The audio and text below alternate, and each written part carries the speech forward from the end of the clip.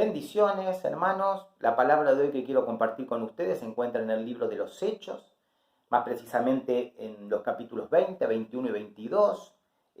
Cuando Pablo se encuentra en su tercer viaje misionero, ya se ha despedido de los ancianos de Éfeso convocados en Mileto.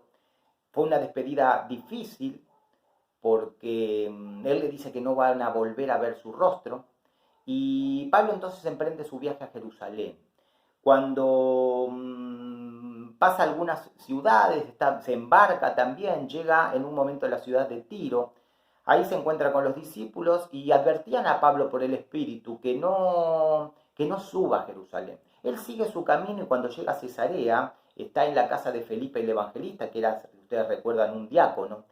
Se encuentra ahí presente un profeta llamado Agabo y toma el cinto de Pablo, se ata las manos, se ata las muñecas y los pies y dice que el dueño de ese cinto iba a ser atado así como estaba él, arrestado y entregado a los gentiles. Empiezan entonces a lamentarse y a llorar grandemente, pero fíjense lo que les dice Pablo, dice, ¿qué hacéis llorando y quebrantándome el corazón? Porque yo estoy dispuesto no solo a ser atado, mas aún a morir en Jerusalén por el nombre del Señor Jesús.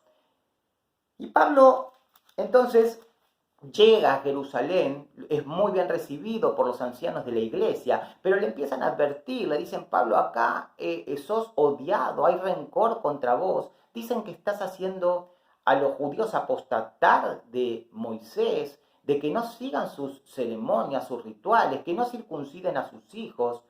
Y entonces, bueno, y le advierten también a Pablo. Pablo venía de advertencia en advertencia. Y en un momento cuando él entra al templo, empieza unos gritos, lo sacan, lo arrastran fuera del templo, cierran las puertas del templo, le quieren pegar, dicen a los gritos todo lo que según ellos él estaba haciendo. Y debido al alboroto llaman al tribuno, ustedes se acuerdan, el tribuno es el oficial de más alto rango en Jerusalén, que estaba a cargo de una compañía que tenía como 1000 hombres. El tribuno va con 2 centuriones, con centuriones mínimo 2, porque dice, cada centurión tenía unos 100 soldados, ¿no? Dice soldados y centuriones, así como mínimo, imagínense, eran 200 soldados, imagínense el contexto, yo esto lo comento para imaginar lo que Pablo estaba pasando, ¿no? Llevando y haciendo lo que el Señor le estaba diciendo que haga. En un momento cuando lo están llevando a la fortaleza, a Pablo encadenado, en las gradas de la fortaleza, Pablo pide si puede hablar, ¿no? Entonces le dan permiso y empieza a contar al pueblo, empieza a contar y a dar testimonio de Jesús, de lo que hizo el Señor con él cuando iba a Damasco. Le habla de Ananías cuando llegó y le devolvió la vista por medio del Señor y le dijo que él estaba para hacer la voluntad de Dios, que había visto al justo y él estaba para llevar a cabo el ministerio que estaba llevando. Y de nuevo empieza en un momento cuando él está dando testimonio, empiezan a quererlo matar de nuevo, los judíos se rasgaban las vestiduras, las arrojaban al aire, y entonces lo vuelven a meter a Pablo en la fortaleza, lo quieren azotar. Pablo dice que es un ciudadano romano, ¿cómo lo van a azotar sin una condena, ¿no? Sin un juicio y una condena?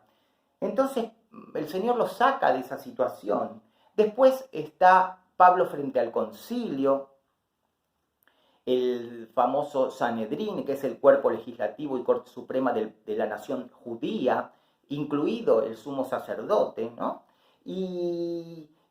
Bueno, y ahí también empieza todo un lío, porque Pablo, en un momento el sumo sacerdote Ananías dice que lo golpeen en la boca, él le dice, te van a golpear a ti, dice, no, pared blanqueada, le dice, ¿no? En este sentido, ¿se acuerdan que en los sepulcros en esa época se blanqueaban por afuera?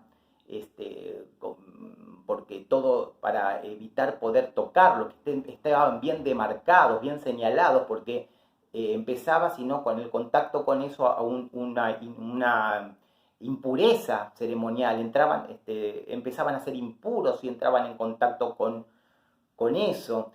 Pero a la vez recuerden que es pared blanqueada, en algún momento hace alusión la palabra a estas paredes blanqueadas, que estaba todo bien por afuera, pero por dentro estaba todo podrido, todo lleno de huesos, ¿no? Dice la palabra. Y entonces pide disculpas. Pablo, imagínense el alboroto, porque dice, no sabía, hermanos, que era el sumo sacerdote, pues escrito está, no maldecirás a un príncipe de tu pueblo.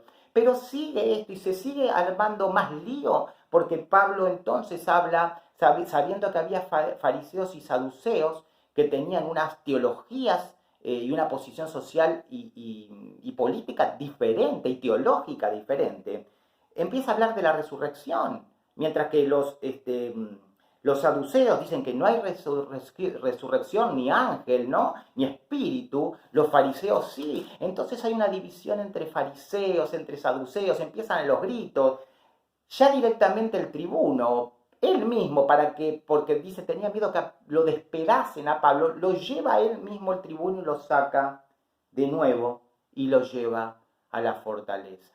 Imaginamos, hermano, el contexto, lo que estaba pasando Pablo en el medio de esa muchedumbre, amenazado. Y yo quiero compartir con ustedes este mensaje, porque estando ya en el capítulo 22, y después que Pablo lo lleva a la fortaleza nuevamente el tribuno, fíjense lo que dice en el capítulo 23, versículo 11. A la noche siguiente se le presentó el Señor y le dijo, te animo, Pablo, pues como has testificado de mí en Jerusalén, así es necesario que testifiques también en Roma. Qué increíble, hermanos, porque esto nos da algunas pistas, esto nos informa de algo, ¿no? De algunas cosas. Ustedes vieron lo que estuvo pasando Pablo. Podemos darnos cuenta que Pablo, más allá de las advertencias, en esa relación personal que tenía con el Señor, tan íntima, no hizo caso de algunos consejos y siguió según la voluntad del Señor.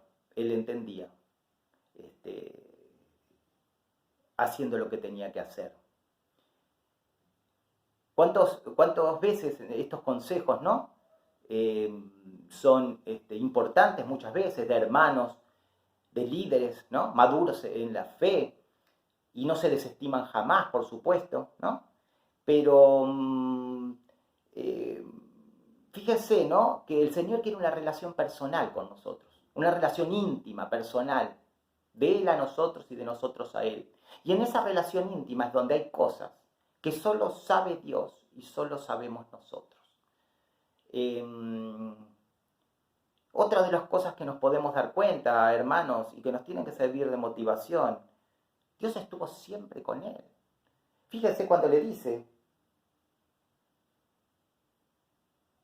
porque se le presenta a Pablo, y le dice todo lo que hiciste, todo el testimonio que estuviste dando. Él estaba mirando. No solo el Señor lo estaba mirando, el Señor lo estaba cuidando. Pablo estaba cuidado en medio de esa locura. El Señor miraba, cuidaba y seguramente abría la boca de Pablo, ya sea para armar lío o para lo que fuere, pero el Señor estaba siempre en control. Pablo estaba haciendo lo que el Señor quería. Y mientras hacía Pablo lo que el Señor quería, la voluntad de Dios, Dios lo miraba, lo protegía y le daba el ánimo y la fuerza necesaria para estar en medio de ese descontrol. Qué hermoso mensaje, hermanos, porque la invitación para hoy es a pensar en este pasaje, en estos 2 o 3 capítulos. ¿Cuántas veces la vida del cristiano se vuelve difícil? Eh, en todos sentidos, vivimos en un momento y en un mundo tan rápido, a la vez queremos servir al Señor.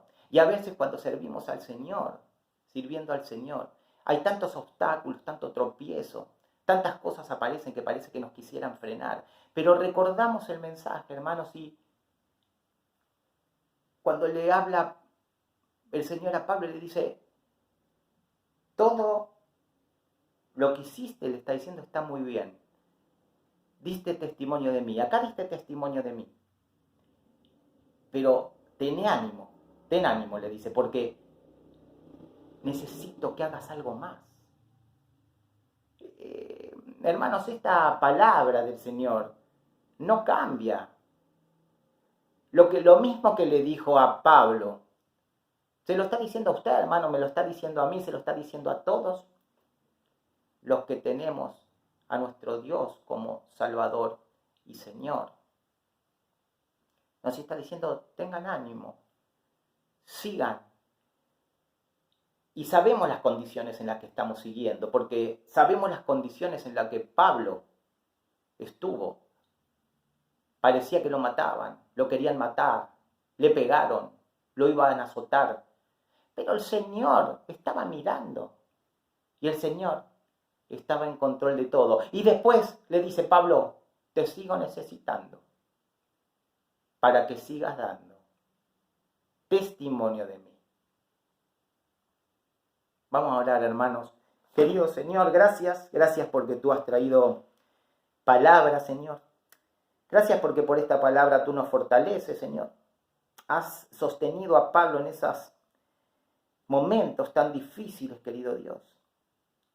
Pero luego, Señor, no solo lo mirabas, lo cuidabas, Señor, entre esa muchedumbre, Padre, sino que después le pides, Señor, que Él siga dando testimonio de ti. Padre, llena nuestros corazones para hacer eso, para seguir dando siempre testimonio de ti, Señor.